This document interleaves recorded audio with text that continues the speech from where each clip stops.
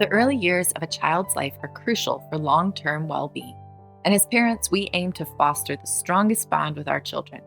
While breastfeeding plays a key role, today's episode goes beyond feeding to explore how we nurture that connection from the start. You're listening to the Homeschool Made Simple podcast. This is a podcast to help you homeschool simply, inexpensively, and enjoy. Carole Joy Seid has been helping families homeschool for several decades now through her seminars and consulting services. And I'm Rachel Winchester, a fellow homeschool mom using this method with my own 3 kids. In today's episode, lactation consultant Jill Seberger shares insights on support and bonding in the early years. Whether you're breastfeeding, planning for future children, or a grandma, there's something here for everyone. Listen in. Well, today I am joined by Carole and our new friend, Jill Seberger. And we have an interesting, funny story of how we met Jill and that Carole can share with you. But we're excited to talk about the topic of breastfeeding today, which might seem a little strange to be on a homeschooling podcast, but you'll figure out why it's relevant as we talk today. But first, I just wanted to give a little disclaimer to say, the spirit of this podcast and this episode is to encourage and to inspire and to educate.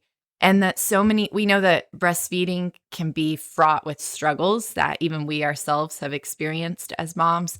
And so the desire for this conversation is that there would be no condemnation here, but just encouragement and education, and hopefully just fellow moms and women who can encourage you as you go along with your own kids and your own journey of mothering them. So, Carole, why don't you tell us how you met our friend Jill? Okay. Well, before we do that, Jill, tell our listeners about your family, because that's part of the story and why I was attracted to you. So tell us about your family. So we live in Nebraska. We have 7 boys, ages 11 months to 13. And we have been homeschooling for the last 5 years. So they didn't start off in school. And it's just a lot of fun and loud and well, okay. So that a lot of joy around here. Yeah. So that brings me how I met you. I was drawn to your family like a magnet. So we have a tradition in our family that I take my grandchildren on a special trip by themselves. Or self, but we have twins, so that's why it's plural in this case. So Isley got to go to Italy, which was really just because I wanted to go to Italy, but so she got to go to Italy. But her brothers that are twins, they'd never been to the ocean, and they'd also had no memory of being on an airplane. They hadn't been on an airplane since they were old enough to remember. So those 2 things were important for them. So I took them to Florida and rented a little house near the beach. And the first day we got there, I thought, it's going to be kind of boring. There's not a lot of kids here because it was during school season. The beach was, fairly empty. And when I got there, I see this family. Well, they were obviously a family because they were all wearing matching sun shirts, whatever you call those shirts. They were dressed very, very hip, very cool. And they were all boys. And I thought, okay, this is too cute. And then I was watching you interact with them, and I said, these have got to be a homeschool family. They've got to be a homeschool family. They're so delightful, fun, happy. There was just a radiant joy over what was going on. And so I schmoozed up to you and introduced myself, like, can I be your new best friend? And of course, you were homeschooling. And so we just, chatted for a while. And then the next day, your sweet husband came, and he was like leader of the pack. And he helped with the boys, all of your boys and my 2 boys, to build a sandcastle that will go down in history. And it was so much fun. And it was like an engineering feat is the only way I can describe it. And my boys, and then they started boogie boarding with your boys. And it was like a dream come true. It made the whole trip completely different. And as you and I talked while your husband was working with the team, you're just nursing your littlest, and we're under a little tent for the baby, and you start talking about one of the greatest books of all time, which is Christopher West's book, Theology of the Body for Beginners. And I'm thinking, oh, this woman is definitely my kindred spirit. And so and then you told me that you had a podcast for nursing moms, or, to encourage people. So I just thought, okay, this is a marriage made in heaven. We've got to have you on the show. And it's just so much a part of, as Rachel said, we don't want to condemn anyone. That's never our desire. But we just want to encourage and equip people to give them some tools, some resources that they may be lacking in. And as many of you listeners know who work with me as consulting families, I take a medical history on your child, and I always say, okay, tell me anything unusual about pregnancy, labor, delivery. Were your children breastfed? If so, how long? And of course, I want to know about food allergies, ear problems, sensitivities of any kind, asthma, eczema, anything medical. And so often these things are linked and to learning. And so I ask all these questions because they all affect how your child, as Dr. Sears used to say, a feel right child, whether your child is a feel right child. And so that's why we wanted Jill to be on, and we want to talk about the resources she brings. So, Jill, first, what's the name of your website? It's called Breezy Breastfeeding.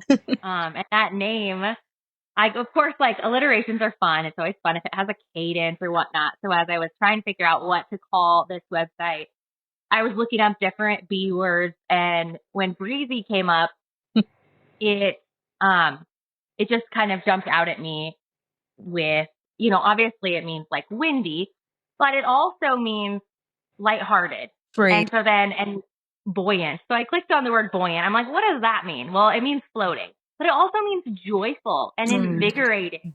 And so I was like, oh, this is totally what I want for people's motherhood. Like, it shouldn't feel like everything is a fight. There should be this joy to this, like, the greatest vocation that you have. And so that's how it got the title. That's great.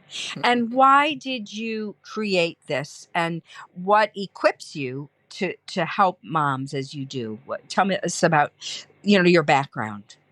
Yeah. Well, I started right out of nursing school in the NICU, the newborn intensive care unit. And I worked there for 4 years on nights, and I loved it. And I was good at, like, the really difficult cases. And that kind of high intensity was great. But after we had our first baby, then, things are a bit different because you're kind of split between work and home, and driving to work, kind of not knowing what kind of assignment I was going to get, got a lot more difficult. And so by the time we had our second son, one of my coworkers had said, hey, let's take these breastfeeding classes together. And so we did that. And then I got certified in lactation as an internationally board certified lactation consultant. So then after our second son was born, I was ready for something just different, more low key. And also, it had opened my eyes to this world of normal labor and delivery and normal infancy, because being a nurse in the NICU when I started and not having any kids of my own, like, that was normal to me. And so then to recognize that, like, that's the 1%, and to see this really beautiful world of what is actually the more norm was super fun. And so then I loved that. And my favorite part was always teaching parents. There's not a lot of time for that in the NICU when you're also caring for multiple babies. Yes. And so that was sort of my passion as I worked as an in-hospital lactation consultant for the next 12 years, was to teach the parents and to help them own that they are the parents. Yes. That they are equipped. They might not have all the answers, but they are the best person in the best position to advocate for their kid. And so just to help them, like, feel that. So I love educating them and encouraging them along those lines. So then fast forward, I was still working in the hospital, and our sixth boy died suddenly in a choking accident. And I was actually working from home that day recording in class for nurses. So after that, I took a called in gifted class where you kind of try to discern like what gifts of the Holy Spirit come easier to you? Are you kind of called to like put out into the world? And one of those was writing. And I had done some journaling and things after his death. And I'd love to publish a book someday all about him and like the ways God loved us through it. But that made me start breezy breastfeeding one day so that I could try to put the writing of how much I want to encourage parents online for them to read and I don't know, tweak their mindsets a bit. Yes. Give them some skills that they can use too. Are you ready to jump in and learn more about the Homeschool Made Simple approach? We've bundled our essential teachings together to create the HMS Essentials Bundle. In it, we'll teach you everything you need to know about our approach from the elementary years through high school graduation. This bundle includes 4 key audio resources, a return to our roots of greatness, a literature-based approach to education, begin with the end in mind, and the homeschooling interview. The HMS Essentials Bundle will help you set a solid foundation for homeschooling simply, inexpensively, and enjoyably in every season of life. And the more than 20 pages of book lists will point you toward the resources that we love. Use coupon code PODCAST at checkout to receive 15% off your order. Visit our online store, homeschoolmadesimple.net/store to get the HMS Essentials Bundle today. Yeah, so good. Could you speak to kind of how do you find good support? Because not all support is created equal. And maybe what are some of the most important parts of that support, even when it comes to husbands and then maybe outside of that, lactation consultants or that kind of thing? So starting with husbands, it's really helpful when, you're pregnant and you're learning about things, even if it's not your first baby, there's so much to learn that, through subsequent babies, we're learning more and figuring it out. To kind of bookmark some of those things and tell your husband about them so that you can be on the same page, because he's going to be the one who's there and can hopefully back you up and, knowing what you want. And so he can help make your wishes come true when you're, faced up against a bunch of healthcare personnel, for example. So just like learning together and being on the same page with what you're learning. And that could be that you read the same book or like the class that I made, I broke it down into like 10-ish minute videos with the idea that you could watch one video before you go to bed each night with your spouse. So that way you're kind of on the same page. So that helps a lot with the spouse impact. And of course, like you can use that with your mother or your sister or whoever is going to be there to support you. It's really great that they know like at least some of the things that you're learning and getting excited about. When it comes to other support, one of the things, and this applies to, so many areas of our lives, but one of the things about breastfeeding is that you don't have to breastfeed one way. And so it kills me when people will give like hard black and white rules with stuff, because that might not work for someone. I can tell one mom like, oh, here's a way to increase your milk supply that absolutely may not work for another mom, but that's okay because there are a ton of different ways that she can do that. And so I love to tell moms, like if you get advice, well, first, if you're just a mom of anything and you get advice and you like it, try it. If you don't like it or it doesn't like fit with your personality, forget you ever heard it and move on to the next thing, which kind of goes back to like healthcare professionals or experts in anything are not experts in your family. And that took me a while to learn, because with our third baby, we had 3 kids, 3 and under, and I would see something, and this was really more like when you're online and you're on social media, and I would see a video and take that as like truth. Yes. But then it didn't work for this super like clingy, like needing to be held baby that I had currently, when my past baby like slept great by himself and, didn't need nearly as much physical touch. Now I have this third child who does. And that like battle between those two was really difficult until I realized that just because they are an expert on a topic does not mean that they know what's going to work inside my house.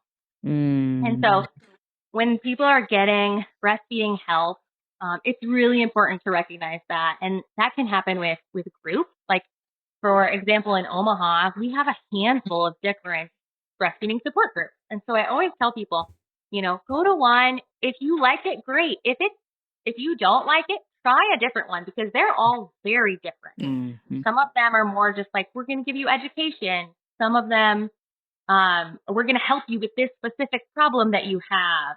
They all have different mentalities and ways they talk about things. And so that same thing happens with your nurses in the hospital and with your pediatrician and with your lactation consultant. So hopefully those people can ask you a lot of questions so that they can learn what your temperament is like and give you ideas that can work with your temperament and with your baby's temperament. And if not, then there's usually someone else that you can go to who can hopefully give you something that will fit your mindset more and your lifestyle, your personality more. Yes. So when I was a young pregnant mom, I met a friend at church, and she was something called a La Leche League leader. And she had a large family and kind of took me under her wing. And she really shaped my life. And we wound up having the meetings at my house. And I was the librarian. And so I got to keep this wooden box of books at my house between the meetings. We met once a month, and I read every single book in that library, and how that equipped me and made me, like, I don't know how to explain it. I was ruthless in these areas. I had home birth, and we were way ahead of our time. Let's just put it that way. I mean, 45 years ago, people did not have home births. You were hippies. Yeah, we were hippies, and we didn't care what other people thought, but we just embraced this movement, and the importance of being educated and doing your homework and knowing what you believe and having an apologia in the Greek for what you're doing. I think when your mother-in-law says, "Oh, I think your baby doesn't, I think she's allergic to your milk," or all these things that people say. I love the resources. So talk about some of the resources you offer on your website and how these can equip people. Yeah. So my favorite one is my class, which is over 4 hours of videos kind of tackling the most common things that would be helpful to know when you're having a baby and up until like when you go back to work. So like how you would go back to work and getting ready and that kind of stuff, which interestingly enough is in all the classes I've ever taught in person. Like that's always the thing everyone wants to know. Yeah. But I really love to focus on the beginning, because I tell them, like, if the beginning goes well and if you stop, by the time you're going back to work, it doesn't matter if you know how to go back to work. So let's get things off to a great start, and then you have time to learn that later. So the Breezy Breastfeeding class is my favorite resource, because it's just like over the years, the things that I've learned are most helpful for people to know. Yes. The nice thing about it too is they can go back and watch these videos later. So if after baby's born, they're having nipple pain or they can't figure out how to get this baby to latch onto the breast deeper, they can go back and watch just that video. Mm-hmm. So that's one of the resources. And then I have a bunch of articles on just the things that I think are kind of like the hottest, like the most asked questions, or the places where I see the most support needed, that I'm always adding to it. And then I wrote writing an ebook called 11 Things You Should Be Doing to Prepare for Baby Instead of Decorating the Nursery. I love it. Because I didn't have a smartphone when I was pregnant with my first. And when I think about these moms, and of course the algorithm knows they're pregnant, and when I think about what they're watching and how much they probably think they need to buy, it just makes me really sad for them. Yes. And how stressful sometimes those videos can be. Yes. And so I didn't intend it to be this long, but of course I just kept writing and writing. And so it turned into a little ebook about like hey, maybe you should consider these other things like physical movement and getting your body ready for yes. birth. Yes. For birth. And, and then of course, if you do that outside, then it's going to help your mindset, not to mention all the amazing things that the sun does for you. Yes. As opposed to like, you don't have to have a beautiful nursery to love your mother. Yeah, I looked through it and it was so good. I was like, these are such great tips and such good information that you were sharing. It was really great. Speaking of smartphones, I think we should talk about the importance of connecting with your baby when you are feeding them, because this is something that is really a tragedy in our culture, is that we have these phones with us all the time. And so many people just have a habit of picking them up, and people shop and scroll and all these things while they're nursing their babies. And maybe we could just talk about that for a minute.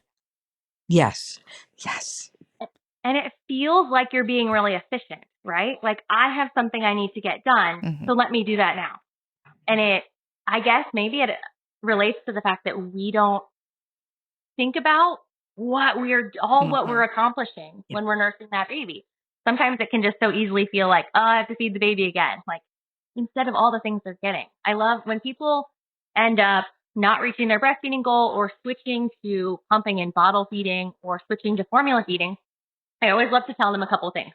One, any amount of breast milk changes their health outcomes substantially. So even if they just got the first feeding of breast milk and no breast milk after that, statistically, their health outcomes are totally different than if they had never had that first feeding.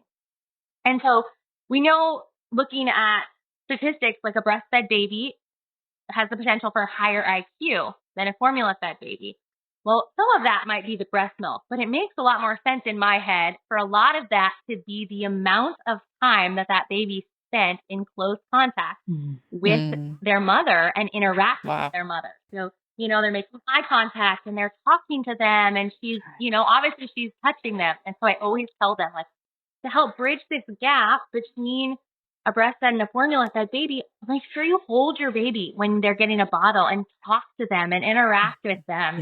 Instead of, giving them their bottle while they're in the stroller, because they can. So, Jill, what I like to tell parents is, when you think of how God designed the human anatomy, the way that a mother breastfeeds a baby, and even if it's an adopted baby and they're using a bottle, if you can still nurse a baby by holding a baby the way God designed the human anatomy to be. But while they're drinking milk, they're getting the eye contact and they're drinking love. Yeah. And, my 13-year-old was talking the other day about, because I love to talk about nutrition with them and just how their body handles the vitamins and minerals that they need and what it does with the different foods. And so he was like, wouldn't it be handy if, you could just live in a place where you were given exactly what you need? And while that would be a lot easier, like for the physical part of our body, I told him, but then you're also missing this other piece that is the community and the gathering aspect that is also a big part of food. And so, yeah, same thing with the infant. Yes, that eye-to-eye contact, and what that does is you're looking into their eyes and you're saying, I love you, I bless you. You're praying for them in the spiritual realm as you're breastfeeding. And so, of course, breast milk is incredible. It's the superpower food, but also the love, as you say, that the child is getting, and the skin-to-skin contact, and so many things that are going on there, all designed by the Creator perfectly. I read an article, I think it was by Serena from Above Rubies, and she talked about when she was pregnant, people coming up and saying, are you ready for the baby? Do you have everything you need? And she said, yeah, I have 4 new onesies. Like, what else do you need? God has given me all the equipment that I need. And exactly, we're not worried about decorating the nursery. We're worried about decorating our hearts, preparing our hearts to welcome that little one without all the distractions and all the social media hype that comes from having a baby, like they're a charm on a charm bracelet or a new purse, but that it's a human being, an eternal being that we are raising for eternity. Makes all the difference. Thanks for joining us this week on the Homeschool Made Simple podcast. Be sure to come back next week for part 2 of our conversation with Jill. If you want to learn more about Jill, visit her website at breezybreastfeeding.com. She has a bunch of blog posts and a wonderful free ebook like we mentioned in the episode. Jill has also generously offered our listeners a special discount for her breastfeeding course. When you use coupon code HMS, you'll receive 30% off the class. Look in the show notes for all of those links. We'll be back next time with part 2 of our conversation with Jill. Until then, remember, Jesus' commandments are not burdensome. What he calls you to do, he will enable you to do. Blessings.